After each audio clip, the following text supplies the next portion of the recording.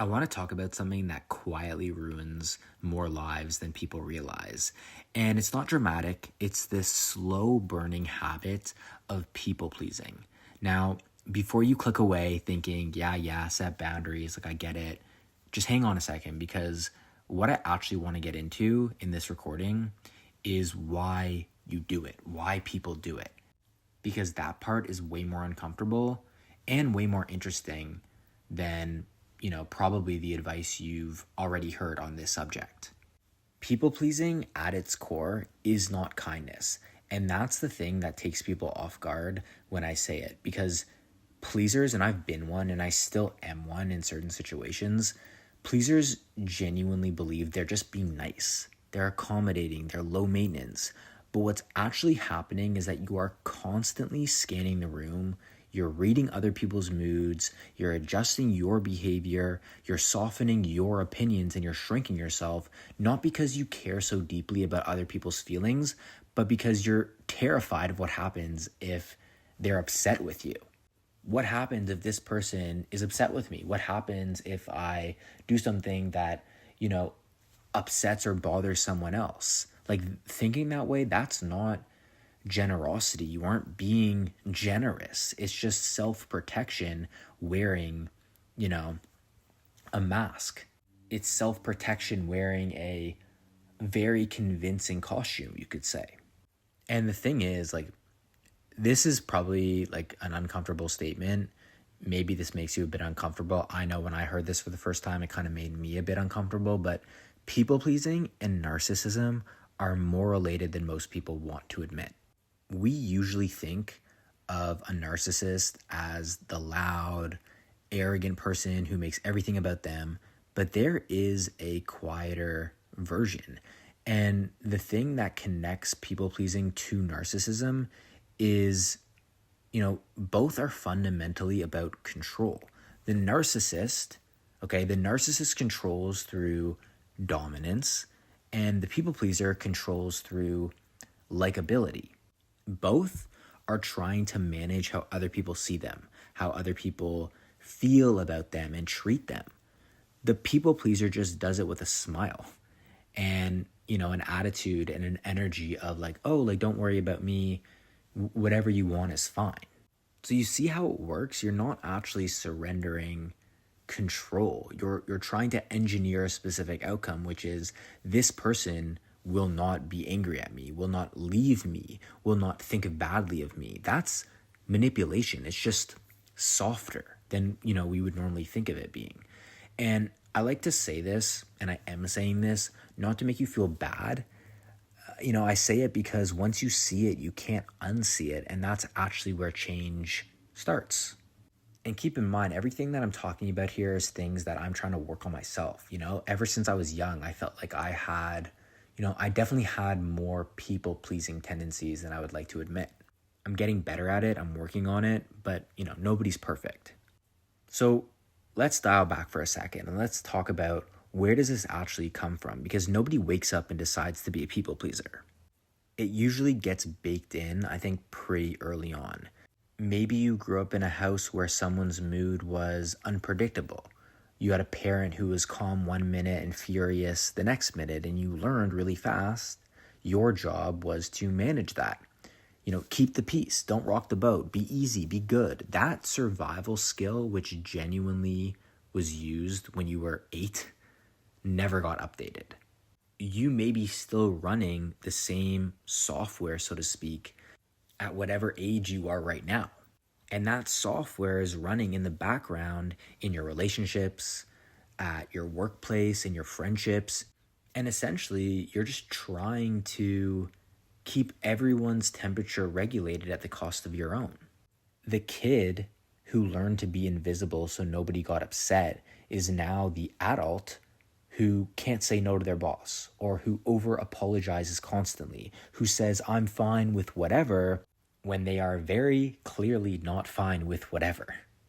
And here's where I want to give you a really concrete example, because I think this lands better than abstract advice.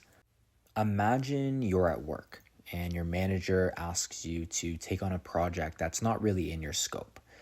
It's going to eat into your weekend. And, honestly, it probably should have gone to someone else. It should have gone to a coworker of yours. And you feel the discomfort rise up in your chest. You feel it in your body. And then almost automatically you hear yourself say, yeah, totally, no problem. And then you go home and you're resentful and exhausted. And maybe you complain to your partner, your friend, and they go, why didn't you just say no? And to be honest, like, you don't have a great answer. You just felt like you couldn't. It felt almost impossible in the moment to say no. That moment where you started to feel that discomfort rise up in your body and in your chest, that's the gap where the people pleasing lives. And what you did in that gap was decide unconsciously that their comfort was more important than yours. Like, unconsciously, what you just did there was you prioritized keeping them comfortable over honoring your own needs. And when this happens, like, I don't believe you believe that you're a pushover, but because some part of your nervous system genuinely believes that saying no is dangerous, that is why you say no. So how do you actually stop this? And I want to be real here. Like, most advice that I see about this kind of stuff is just like garbage. Just set boundaries. Like, how do you set boundaries? Like, that's cool. That's great. But the problem isn't that I don't know the word no. It's just that I feel like I'm going to combust when I try saying it. That, I think, is the problem that most people, experience in their day-to-day life when, people come up to them and, they ask them to hang out, or they, ask them something and they just feel like deep down, like, I want to protect my peace. I want to, do what I feel like is genuinely best for me and say no here because I'm selective, because I just don't want to do this. But you feel like you have to say yes because you don't want to upset the other person. How can we actually do this? So this is how I've been thinking about it. Here's what I think actually works. And let's break it down. There's a few things that I want to talk about.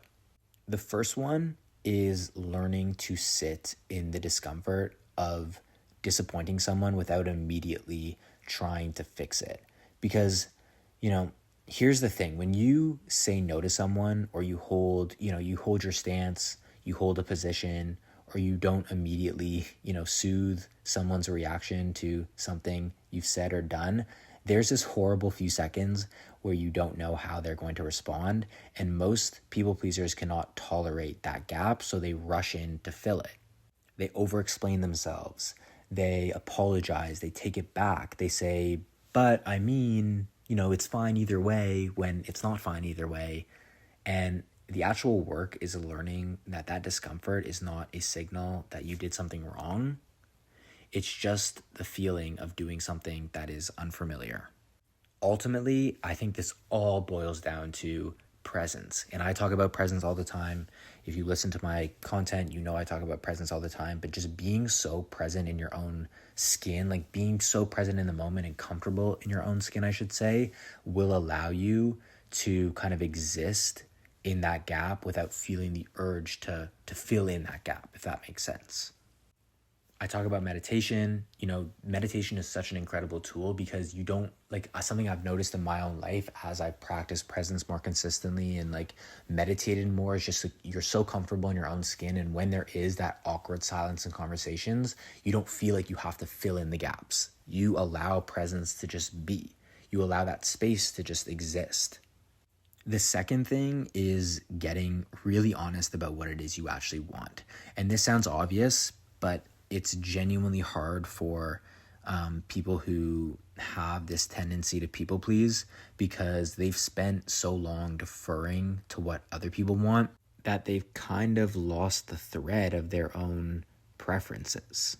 Like, I know people, and maybe this has happened to you, maybe you have a friend or something like that who thinks this way, but there are certain people I know where it's like you ask them a question like, what do you want for dinner? And they can't answer that question seriously without first asking every single other person what they want to eat. And I know that may seem very, very small and insignificant, but it's like a microcosm of a much bigger pattern. So start small and actually notice, what is it that I want? Like, what do I want here? Like, what is an outcome that I would deem desirable? Spend some time by yourself and figure out what it is you actually want. Practice having a preference and honoring that. And even if you don't always act on what it is you want, the noticing of, okay, this is something that I would like lean more toward, is the first step here. Okay, so the third thing, and I think this is also really interesting, but the third thing is recognizing that people pleasing is actually disrespectful to the people you're doing it to. And I know that sounds backwards, but actually think about it. When you agree with someone just to make them happy, when you tell them what they want to hear, or let's say you fake enthusiasm that you don't actually feel, you're like acting like they're too fragile to handle the real you. You're showing up as a version of yourself that doesn't even exist. And that right there is performative. You're performing. It's a performance. Real, genuine, authentic relationships and friendships, those happen when someone actually knows the real you. This is like pretty simple. People pleasers often feel invisible, and that usually happens because they never let anyone in. Nobody really knows like the real them, how they actually feel. People need to get to know the real you, not the curated, agreeable, conflict avoiding version of you. You are you. And the irony is that people pleasers, like, they tend to feel unseen and invisible and unknown. And this is like, if you look at it from this perspective, like, you can see how that makes sense, right? Because they're not really themselves. They're not expressing themselves authentically. They're not telling people how they actually feel. They just want to say things and do things that please others. The real work of stopping people pleasing isn't just behavioral, and it's not just learning how to say no more often. It's this deeper thing where you start to genuinely believe over time and with practice that your needs are legitimate, that your opinion isn't something that has to be earned, that you can take up space without having to apologize for it, that someone being temporarily disappointed in you is not the end of the relationship or the end of the world, and that the relationships worth having are the ones where you can genuinely just be yourself and be completely honest. It takes a while. It's uncomfortable. You are going to say no to something and feel like you did something terrible and then realize, oh wait, like nothing collapsed, like everything was okay, they were fine. And you're going to have to do that like 50 times more before your nervous system starts to believe it. And that's the process. That's how it actually works. In fact, you'll probably have to do it more than 50 times, but it's just like, you have to trust yourself and you have to honor yourself and value yourself enough to be able to say no and be able to express yourself fully and authentically and in a way that's so true to you, where, if you upset somebody, or if like someone doesn't agree with you, like that's okay. You're honoring yourself. You're true to yourself. Not everyone needs to agree with you. Not everyone is going to agree with you, and that is okay. So here's the last thing I'll say on this. Again, this is something that I'm continuing to learn. I don't have all the answers. I don't want it to sound like I have all the answers, but something that I've realized is that the goal isn't to become someone who doesn't care about other people, right? Like, that's not what we're talking about here. Caring about people is good. The goal is to care about them and yourself at the same time. Because right now, for a lot of people listening, and again, I've been there, it's been a straight trade, their comfort for yours. And that is not sustainable. That is not, real connection. You're never going to connect with someone on a deep level if that's the way that you tend to operate majority of the time. The version of you that's honest, that has boundaries and limits, that can disappoint someone and survive it, yeah, that version is actually way easier to be around because people can actually trust them. They know where they stand, and there's something really freeing for everyone about that. Anyway, I hope you genuinely got some value out of this. I don't have all the answers. Honestly, I'm still figuring a lot of this out myself, which is kind of the point. this isn't stuff you hear once and then you're automatically fixed. It's more like something that you have to keep coming back to, keep noticing in yourself. And I think just being aware of it and like reminding yourself of it often, like actually seeing the pattern for what it is already more than what most people do. So if anything in this landed for you or made you think of someone in your life or made you a little uncomfortable in a way that felt familiar, that's probably worth sitting with. So yeah, again, I hope you got some value from listening to this, and I will see you in the next recording very soon.